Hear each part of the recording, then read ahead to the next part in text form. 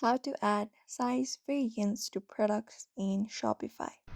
If you would like to add size variants to products in Shopify, you may follow up this guide we will be showing.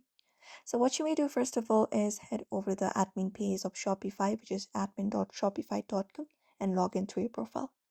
Once you are logged in, you should be finding this interface within your screen.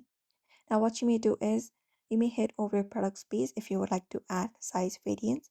For that, look out for the menu usually located in the top left corner of your screen. Tap on it, and then once you tap on it, this menu opens up. Now from here, you may look at a products, tap on it, and head over to your products page or your inventory if your product is already created. Mine is not created, so let's just head over to add product and tap on it.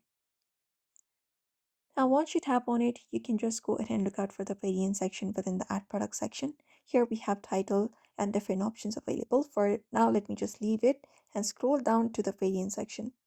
So you can basically look out for variant option like add options like size and color. Tap on it. And once you tap on it, here we have the section of size. So first of all, let's create size for our variant. Now here you can select up option values like what size would you like. You can just go ahead and type in medium or large, small, etc. After that, click on done, and you can add the pricing as well and click on done. And you can even add another option. Let's tap on add another option, and this time you can type in color. So you can type in color, and once you type in color, you can select up option values, for example, pink t-shirt. After that, click on done, and that's it.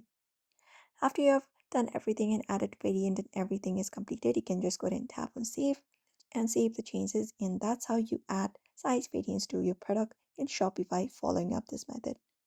And that is it. So therefore, you may also follow up the same process if you would like to do the same.